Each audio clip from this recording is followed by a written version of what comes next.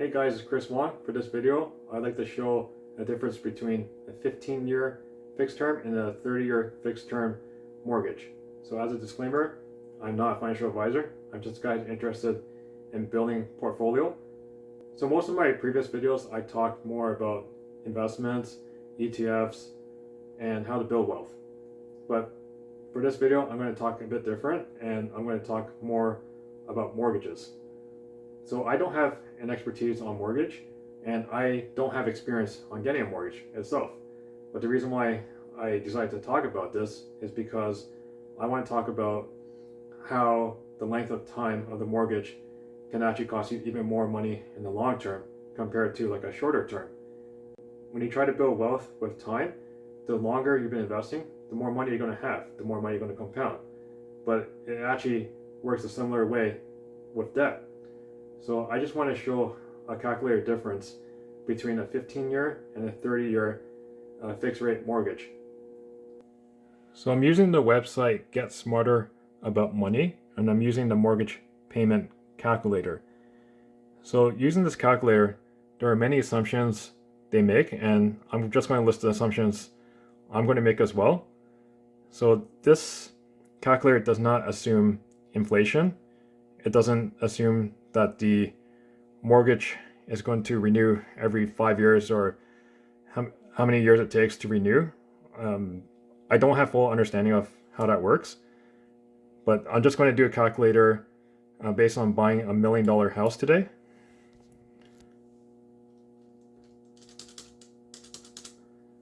And I'm going to put the down payment as $200,000 because people talk about 20% down payment. And then I'm just going to leave this as 0. So the mortgage amount is $800,000 in this case, and I'm just going to assume a 5% rate. I don't know what the current mortgage rate is. I just heard from other people that they're saying the mortgage rate is very expensive. So I'm just going to say 5% in this case. And for this one, I'm just going to say 15 years the first time.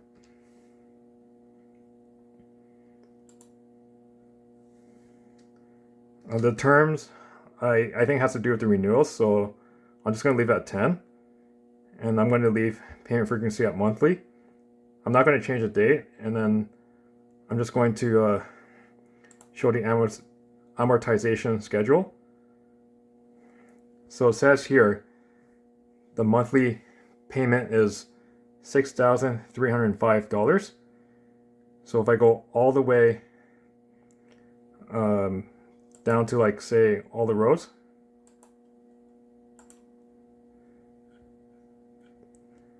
so you see here the interest balance is getting smaller, but the principal is getting bigger, and the whole remaining balance is going down. So by the time it got to the bottom, it hits a 0. So 2038, so this is approximately 15 years from when I put the original date. So I set it at January 1st, 2024. So if I were to do $6,305 on the calculator,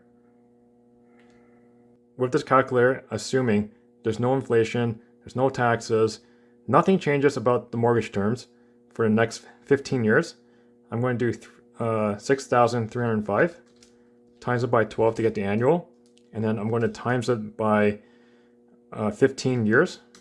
So the entire mortgage, having it for 15 years, costs $1,134,900. And I'm going to add $200,000, and that's the down payment. So $1,334,900 was how much you spent to get the house.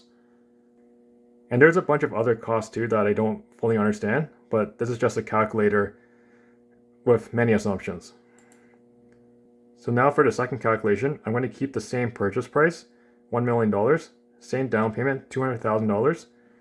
I'm going to keep this at 0. I'm going to keep the same mortgage rate, and now I'm going to change this to 30. I'm going to keep this the same. I'm going to keep this the same as well.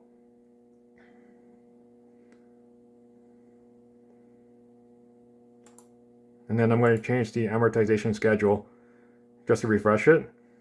So now it shows the total payment per month is $4,270. And just to confirm, it's the same payment all the way through. I'm just going to do all rows.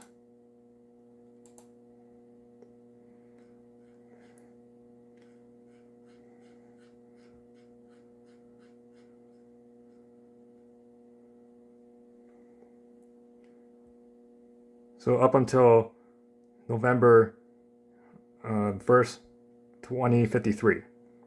So that's almost 30 years from January 1st, 2024. So now I have the calculator open. I'm going to do 4,270. I'm going to times it by 12 to calculate the annual mortgage payment. And then I'm going to times it by 30 years. So for the entire 30 years, under the same assumptions, no taxes, the mortgage term stays the same, no inflation, everything stays constant, the entire mortgage will cost $1,537,200. And then I'm just going to add $200,000 as a down payment. So the entire house would have cost you $1,737,000 just to acquire the house. I'm not against getting a mortgage. I may consider a mortgage in the future if I want to move into a different place. This is just a calculator showing the difference between 15 years and 30 years. I know it's unrealistic and it made a lot of assumptions, but just a general idea, if the term was 30 years, it costs a lot more to hold a 30-year mortgage than a 15-year mortgage. The 30-year mortgage showed that the total spending was like $700,000 more than just buying a house with cash of $1 million. If the term was longer, there would be a lot more. So compound interest with time.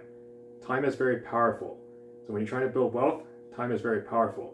If you're trying to pay off debt or you have a very long mortgage term, time is very powerful in terms of having to pay a lot more in interest.